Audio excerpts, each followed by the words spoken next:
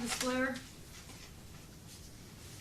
what did you do to Stony Blair that makes you guilty of premeditated murder? She raped my son. I intentionally killed her.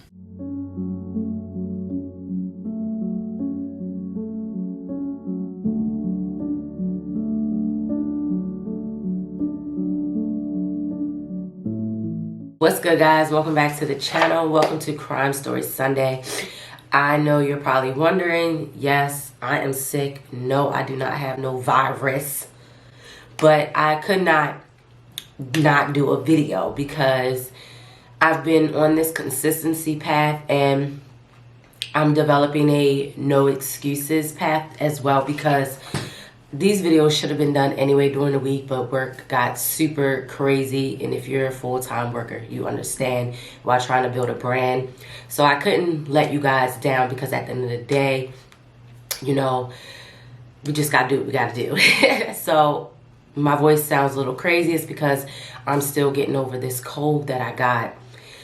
I've been man down since Thursday night. Today's Sunday. I'm actually recording this on the same day that I'm going to upload it, because I really needed time to like rest. I've been in the bed just trying to get it together, but I couldn't let you guys down. So yeah, so welcome to Crime Stories Sunday. If you guys are new to the channel, don't forget to subscribe so you can continue on this amazing journey with us as we talk about crime stories and missing person cases on this platform.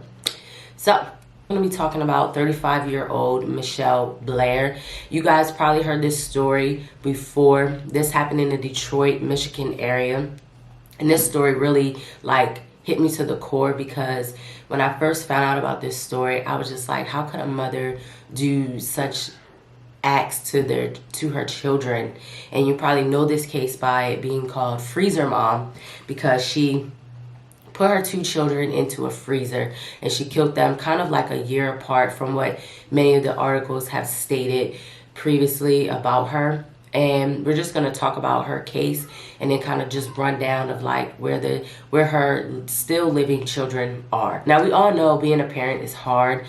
I'm pretty sure you guys watched the Trials of Gabrielle Fernandez on Netflix. That story like just took the cake for me too, because if you guys know, I grew up in an environment, not to that degree, but in an environment where, you know, you've been physically and mentally abused. So it made me cry so bad. And then if you guys watched my crime story video about the family in UK, you know, what they did to their children, just seems like a lot of people now more than ever are just like doing the most horrendous acts to their children. And I thought this would be another great story to discuss, because we have to really talk about like the mental of being a parent, and it doesn't take away from what she did to her children. I just feel like we really don't talk about the common denominators of how hard it is of being a parent, which doesn't give it any excuse, because that's just like mind-boggling. So back in 2015, Mitchelle Blair, she was actually being evicted from her home. She lived in a low-income housing, and she was behind on her rent that she did have to pay. And if you guys aren't familiar with low-income housing, basically they just have like a small fee that they have to pay, which is kind of beneficial to them because it helps them to get on their feet. And Mitchelle, she was really behind, and this is kind of how everything started to unwind, because if you guys have been following that story, her children were already deceased and they were already in that freezer for a length of time before she even got caught. So it was kind of like Mitchelle was just living her day-to-day life. Meanwhile, her two children were already killed and, you know, just living in this freezer. And it's like, you have to be a true psychopath to do some shit like that when you really think about the common facts of this case. So as the people were coming to evict her, they were, you know how it is, eviction go, they throw all your shit out, they don't give a flying rat's ass about you and your property. They were throwing all her stuff out. So someone ended up finding these two innocent babies in this freezer, and this is how the story started to unwind for Mitchelle Blair. So the bodies were found that morning around 11:30 on March 24th of 2015. And at this time, Mitchelle was actually helping babysit someone else's kids at the time. How ironic, right? So months later, Mitchelle did plead guilty to killing, I want to make sure I'm reading this right. She pled guilty to killing them. She admitted that she had killed her 13-year-old daughter and 9-year-old son several months apart from each other. On the contrary, when the children's bodies were inspected for autopsies, police and criminal analysts came to the conclusion that they were actually killed years apart from one another. One child murdered in 2012 and the other child murdered in 2013. The idea that Mitchelle Blair casually lived in her house for 2 to 3 years while her children remained dormant in a freezer is arguably one of the more startling revelations to this case. So in her plea, if you guys, I'm going to insert a clip of her in the courtroom. And if you guys like watch the judge, like her face was just like, I couldn't imagine being on neither side of the defense or the prosecution and actually hearing her give these traumatic details of what she gave. So I'm going to insert a clip so you guys can see for yourself. Ms. Blair, what did you do to Stony Blair that makes you guilty of premeditated murder? She raped my son. I intentionally killed her. How did you do that? Starting from the beginning, when I found out about what Stony was doing, it was 9 months later after finding out about Stephen. So for the whole 9 months we were in the house, she was still raping my child. I did not know that. When I first found out, after told me,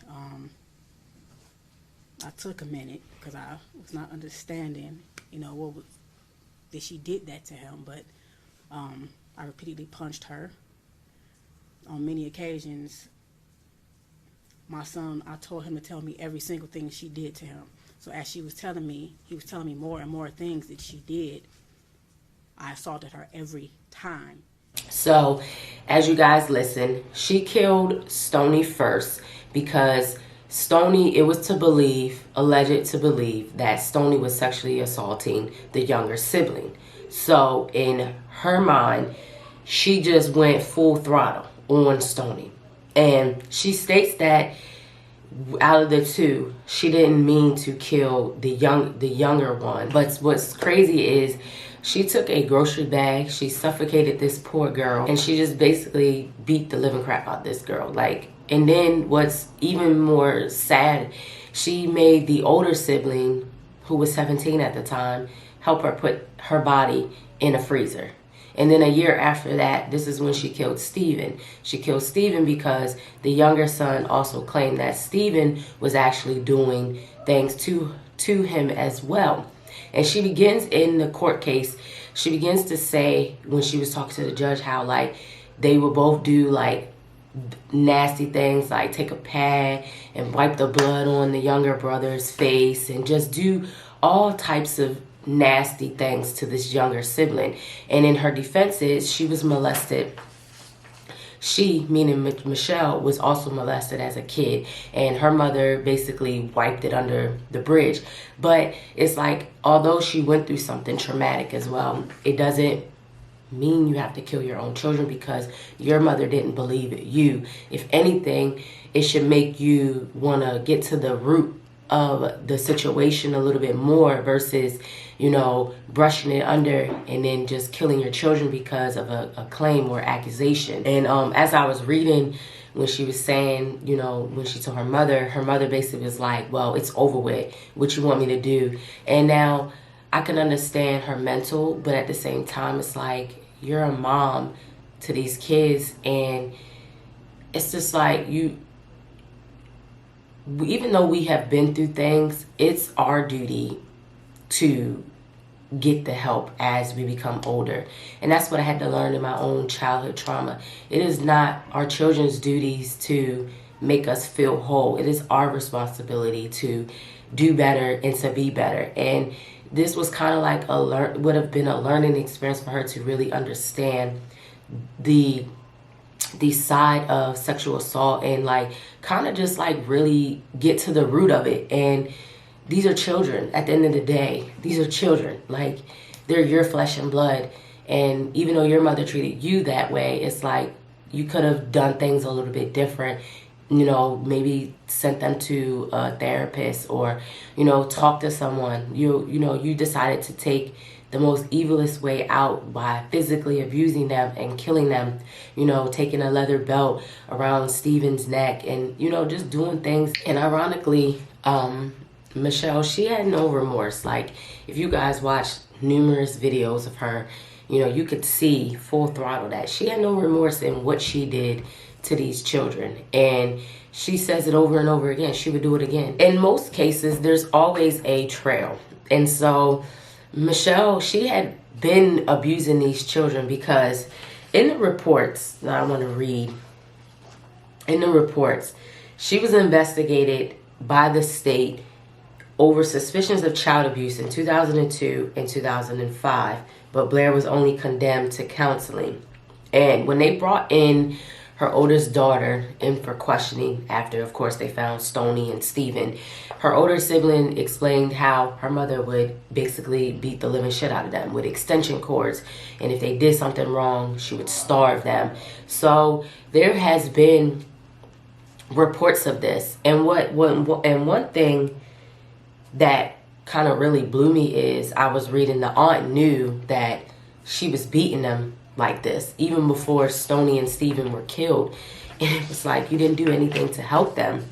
And you can say all day long, well, I didn't know it was that extreme. But if you knew she was over there beating the shit out of them, then you knew she was over there doing extreme measures to them. That I don't understand, because you know, you could have stepped in and you could have helped or something, you know, went over there to do wellness check. And not only did she beat them, she denied them education. You know, she wouldn't send them to school. Even a neighbor expressed that she was worried about the children because she didn't see them like that. And when she would ask Mitchelle about where Steven and Stoney were, she was like, oh, they're at an aunt's house or they're away. It was never really a correlation as to where in fact they were. And I wonder why the school didn't find her, because I know in PA, when I was living in PA, they would fine our parents if you missed a certain amount of days in school.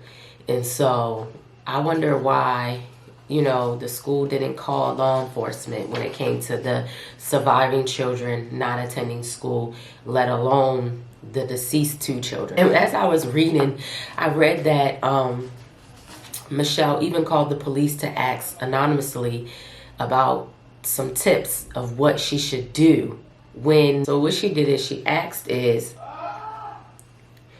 asked what should be done if said a friend found a child sexually assaulting a sibling, and also what would happen to the other children in the home afterward. The call never went much further than that because Blair came. The call never went any further because Mitchelle then, I guess, as her question was being answered, she ended up finding out that Child Protective Services would take the children if they had known that it was her, in fact, calling. So she did things to try to get information, but she never followed through with it because 1, they would have came and took her kids, and 2, I mean, she murdered the kids, so she was going to jail anyway. And so like before Steven passed away, she did starve Steven. She states that after learning that Steven had been stealing food from the younger sibling, who they don't name, of course, she decides to take away Steven's meat for dinner. And this was also confirmed in the autopsies because I guess, you know, before, you know, as they thawed his body out, he was really thin for his age. But Mitchelle Blair is currently serving a life sentence. And ironically, it's kind of like she went to jail and just has this I don't care attitude because she's in jail now, from what I read. Back in 2016, she was not adjusting well to prison life. She was fighting, throwing food. In 2016 as well, she was also charged with assault and battery because she spat on a prisoner's head. She was also placed in segregation. The thing is, she's away from the surviving children. That's the most good thing about it. Although they will be traumatized for probably the remainder of their life. This was updated in 2017. I haven't seen anything since, but this was 2 years after, of course, finding Stephen and Stoney. The two surviving children were relocated. The oldest one, she did ended up graduating high school, and the youngest one was adopted as well. So they both have a fair fighting chance in this society, despite everything that they went through with their mother. I believe that, you know, she will get hers for what she has done, especially putting her children through that. And it just honestly doesn't make any sense, but this is kind of the world that we're living in with some of these parents who don't deserve children. I mean, she was getting help from the state. You know, she was pretty much living a life, but she had mental issues, and I think that she didn't deserve to have those children from the beginning, you know.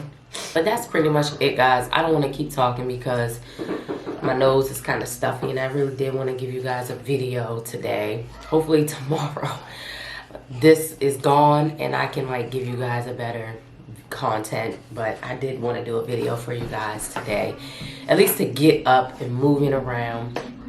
But that's just basically the story of Mitchelle Blair. You know, she's currently sitting in prison in Michigan. Her two children are thriving, do great things in this world, because I can totally understand how that is just like beyond traumatizing. So sending love. Blair, what did you do to Stony Blair that makes you guilty of premeditated murder? She raped my son. I intentionally killed her. How did you do that? Starting from the beginning, when I found out about what Stoney was doing, it was 9 months later after finding out about Stephen. So for the whole 9 months we were in the house, she was still raping my child. I did not know that. When I first found out, after told me, I took a minute because I was not understanding, you know, that she did that to him. But I repeatedly punched her. On many occasions, my son, I told him to tell me every single thing she did to him. So as she was telling me, he was telling me more and more things that she did. I assaulted her every time he told me what she did to him. By assault, I mean I punched her. I have put a bag over her head till she lost consciousness. I threw hot water on her, scalding hot water from the faucet. Did you hit her in the head with a wooden Yes, stick? I hit her on her head multiple times, over and over. Was that shortly before she died? That was actually days before she died and the day she died. Okay. I hit on her back. It's like with her tailbone.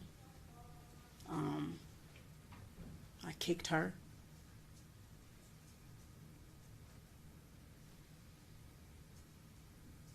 Okay, I just want to clarify a few things. And perhaps you don't know, but did this happen on or about May 25th, 2014? To the best of your May recollection? 25th is actually the day she died. Well, the day I killed her. And you said you killed her by putting a grocery bag over her head? Yes, that day would tell me different things because she was doing this to him for years, and I did not know that. You get what I'm saying? And I didn't find out till 9 months later. She had started with Stephen. She ruined my son, okay? She started with Stephen before he even started. So, yes, I put a bag over her head, but it got worse that day. Yes, I did. It got worse that day because she would tell me how she would take her pad, her menstrual pad, and squeeze her blood out in his mouth, okay? And it was over with after that. It was over with. You meant to kill her? I definitely meant to kill her. Okay. It wasn't an accident? No, not at all. Okay. If I had a chance to do it again, I would. When you went and got the grocery bag and suffocated her, that was your intent? Yes. She was standing in the bathtub. I was throwing hot water on her. My son was standing to my right outside the bathroom door, and he was telling me everything he was telling me. I looked at her, and I'm like, you did this? And she was like, yes. So I actually had a stick, and I was hitting her in the head. Every time he told me something, I hit her very hard in her head, and I was throwing hot water on her.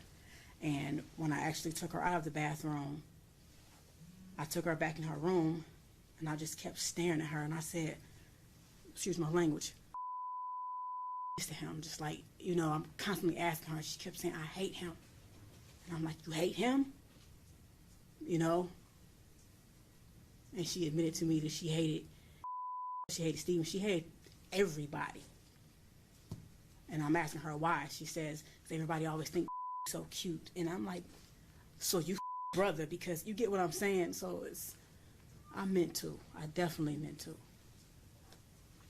And I do not feel any remorse for what I did to Stoney, because she had no remorse for what she did to my son. And it's not only raped him, she gang raped him with Stephen. We're all sitting on the floor, and he was telling me, this is how I found out about both of them doing it together. But it was too late. Stephen was gone. But told me that Stoney would actually make him sit there while, in his words, her and Stoney did the nasty stuff, and then they did it to him. And so this was your way of inflicting punishment? Definitely. Okay. Okay.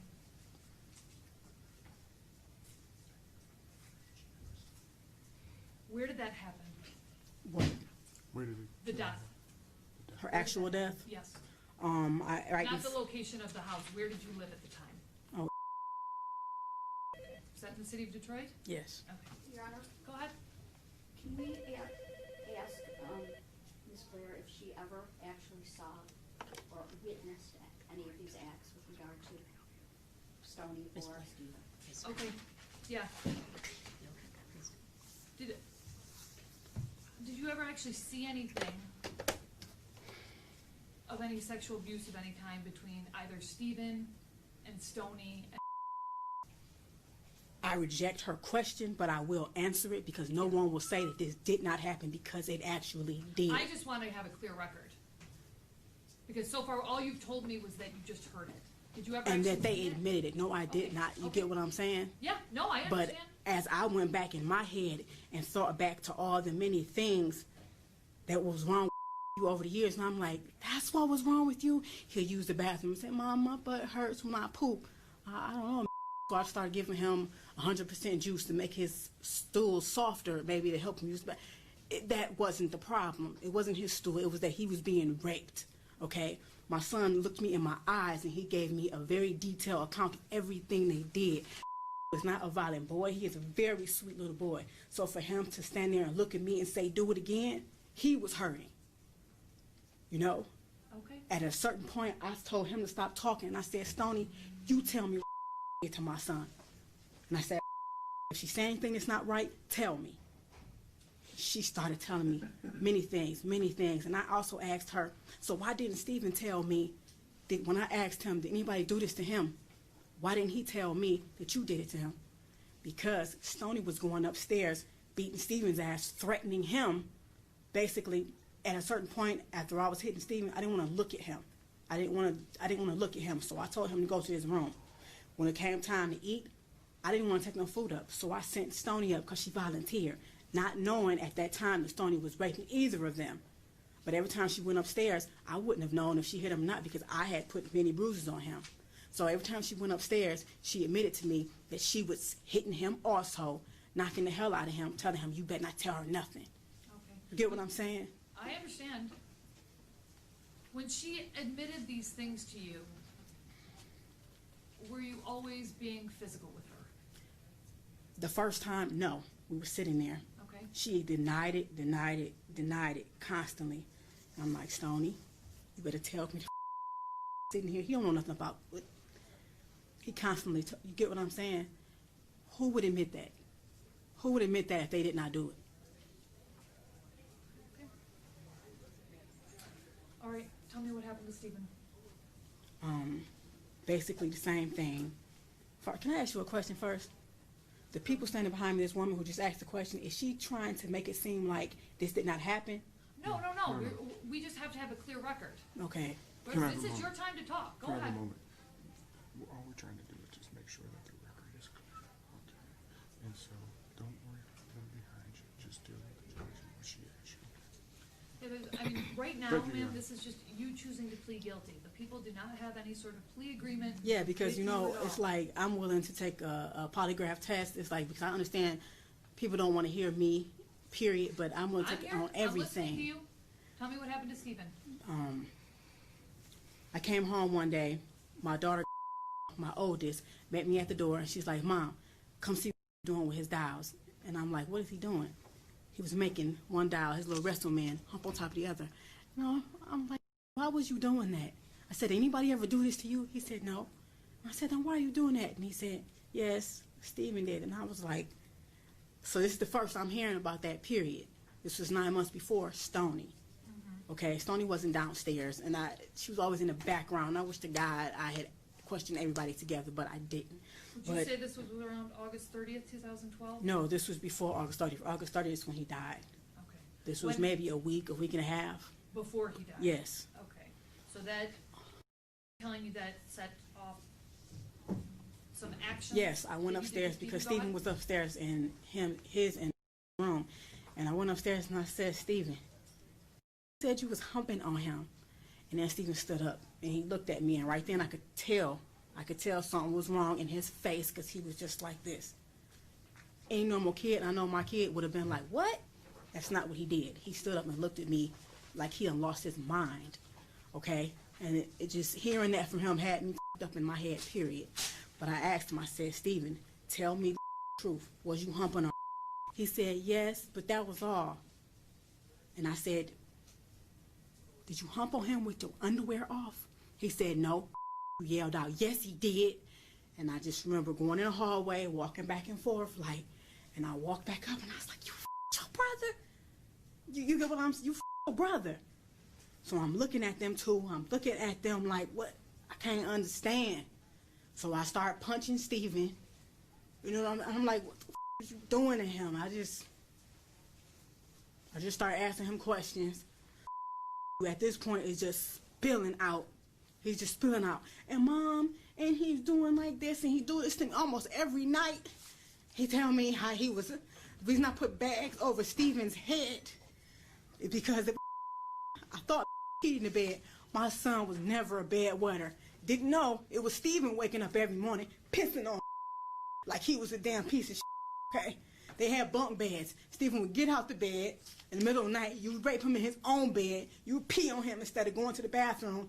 I'm waking up every morning thinking he was a bedwetter. So we just wash him up and going, you a bedwetter. Let's talk So about what you did to Stephen. the reason I put bags over Stephen's head is because my son told me that the plastic on his bed, because I thought he was a bedwetter, he said, sometimes, Mom, I couldn't breathe. Stephen was laying on me, and he had my face down in the plastic on the bed. I couldn't breathe, and he was humping on my butt like a basketball. That's when I got a garbage bag and started putting it over Stephen's head, and I started asking him, bitch, you know what I'm saying? You see what this feel like? You can't breathe? You stop at that's my son. You could not breathe on top of getting raped. He was 6 years old at the time. You get what I'm saying? So I put the bags over his head.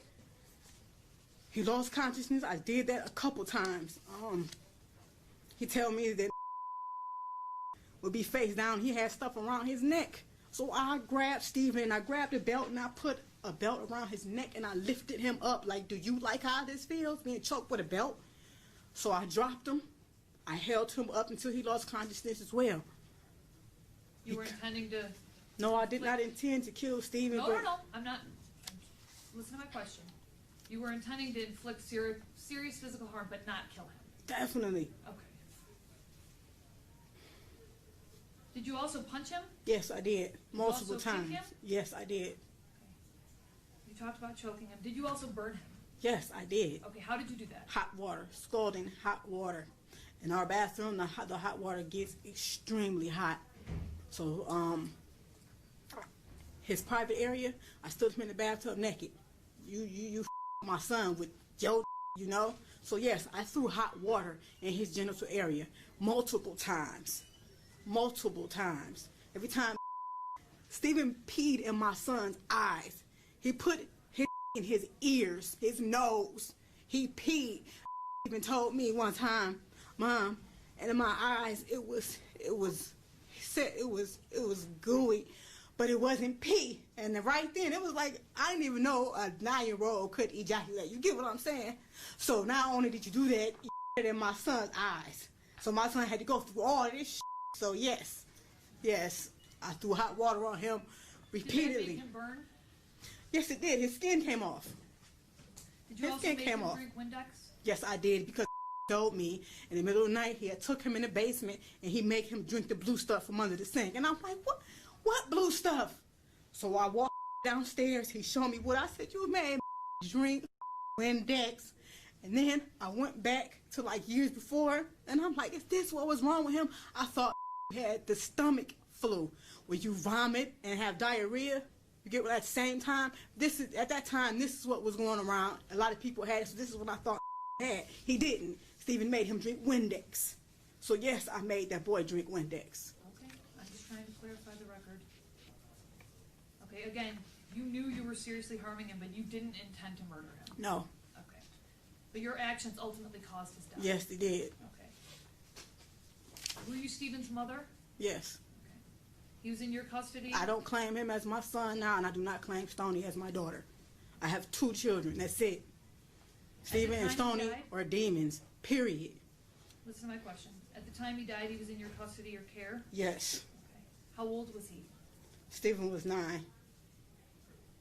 And again, did this happen at your house in the city of Detroit? Yes. What you did to Stephen was punishment for what you did to is that right? For what he did to Sorry. Yes. For what Stephen did to Yeah. that was punishment. All And right. if I had killed Stephen intentionally, I definitely would be proud to say I did. But I didn't. But I know all the things that I did to him, how I hurt him, I know it did cause his death. You know what I'm saying? It was like that day, the day that he died, I went in his room, it was throw up in front of him on the bed. I got him up. He said he had to go to the bathroom, but he couldn't use the bathroom. By the time we came out the bathroom, his breathing was crazy. Stephen usually has a strong heartbeat, but it was really faint, really, really faint. And then all of a sudden, he just started going like this, and I was holding him. We were both sitting on the floor, and I'm actually holding him up. He couldn't even hold himself. I'm like Stephen, doing like this, because the day before that, I actually said I'm going to stop, because I looked in the room and like, he is toe up, you know. Were you starving him at this time as well?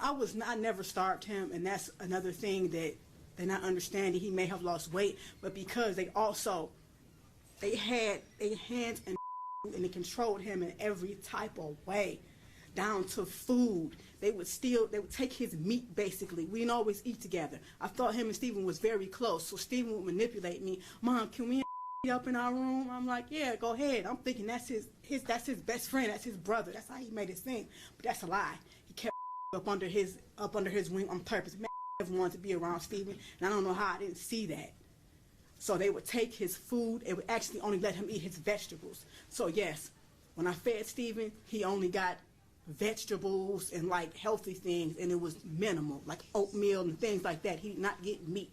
You stole from my son. And actually, when I tried to feed him, my son said, Mom, that's bowl. They used to take my food all the time. That's bowl. You get what I'm saying?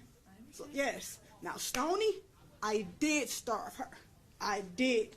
9 more months, you going, and your big ass, she was 13. My son told me how she used to sit on his face, and he said, Mom, it stinks real bad. And she was, you know what I'm saying? Yes, I did. And then oatmeal is all that girl got. And she's lucky she got that once a day. Stoney only got oatmeal? Is that what you're saying? Oatmeal once a day. She's very lucky she got that.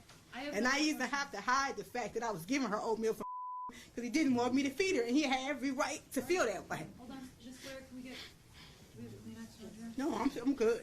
You're okay? Okay. I just have a few more questions. When you were physically harming Stephen, was it ever your intent to also cause any sort of serious mental harm? Well, I don't understand what you mean. When you were hurting him physically, was it also your intent to cause any sort of serious mental harm? What do you mean, mentally damage him? Yes. Like beating him in the head? No, like making it so that his thoughts aren't right. No, Does that never. make sense? Okay. Physical That wasn't your intent? punishment on what you did to my child, because I had always told my kids the worst thing you can ever do to somebody is rape them. I always told my son that, and I always told the girls the worst thing you could do is cry rape on somebody if they didn't rape you. They fully knew what they were doing. So you were only intending physical punishment. Yes. All right, now, just so that I'm clear, you weren't allowing them to treat your other children like this, were you? What do you mean? You weren't allowing them to sexually assault. I wasn't allowing Right, that. I never knew. That's exactly, You get what I'm saying? That's exactly what I wanted to know. You didn't know until afterwards. It's like, Am I right? yes. Okay. It's this one instance, I was asleep. Why you didn't tell me? He said, Mom, I even ran in the hallway and I had your hand. I was asleep. My son ran out and grabbed my hand. He was 6 and he was doing like this, trying to wake me up. Stephen was grabbing him back by the back of his shirt, pulling me, and I said, why didn't you just scream out? He said, I don't know. You get what I'm saying? He even had my hand pulling on me, trying to wake me up. And since I'm a hard sleeper, I didn't wake up. So to hear my son say that to me is real up that shit happened right up under my nose. So, man, I don't regret none of this. I don't regret any of it. It's my son. That's my baby. There's no way that his brother and sister should know what he feels like inside. There's no way. Understood? I don't feel no remorse for the death of them demons. Okay. All right. I'm going to accept the plea unless either counsel's dissatisfied. Oh, medical examiner's report. Go ahead. Your Honor, the medical examiner report for Stephen Gage Berry is Joint People and Defense Exhibit number 1. It's dated March 27, 2015. The medical examiner's report for Stoney and Blair is Joint People and Defendant Exhibit number 2, all dated March 27, 2015. Okay. They're accepted and they're admitted. Go Your ahead. Honor, I'm wondering if Ms. Blair ever called the police to report it. Can you answer that question? Why is she asking? We're just trying to make a clear record. You mean to report what they had done? No. What they had done to No. But after I found out about Stephen, even before I started hitting him, I did actually call the police on advice, and I told them like a hypothetical situation, like because I was scared, like, you get what I'm saying, what's going to happen with my other two. I definitely didn't want to lose. And I was definitely about to leave after that just happened, but I called the police and I'm asking them in a case where it's one brother that's been raping the other, what can be done? Will they take both kids out of the home? And he said, well, actually, yes, they would take both kids out of the home, but this is a case for CPS. And they said, did that happen to you? And I said, no, it's actually a friend. He said, the best thing I can do is tell you to call CPS and they can guide you further on what to do. And they said, but basically it has to be an investigation, so both will be taken out of the home. You get what I'm saying? I understand. And how they manipulate, I was their mother. So if they can manipulate me, no. Okay. Did No. you- And I was not letting Stoney go anywhere. I'm glad. I actually was going to turn myself in right after Stephen died. And I told my son that, I got to go, and I got to go turn myself into the police. I got to go turn myself in. And he said, turn yourself into what? And I said, turn myself into the police. That means I got to go because I killed somebody. And then he said, I don't want you to go. When he said that, that was it. So I put Stephen in the freezer, and I said, I'm going to stay with my kids as long as possible. And I'm glad I did, because if I had not have done that, I would not have found out about Stoney. You see what I'm saying? So everything happened how it was meant to happen. Okay. She could have been right with them, fooling everybody. And my son end would have been totally ruined. Your Honor, I have in my hand the postmortem report for Stoney Ann Blair and for Stephen Gage Berry, and the prosecutor and I are using it as both joint exhibits of Exhibit 1 and Exhibit 2, and we tender them to the court Okay. I'll accept them. to help you make a determination on a factual basis.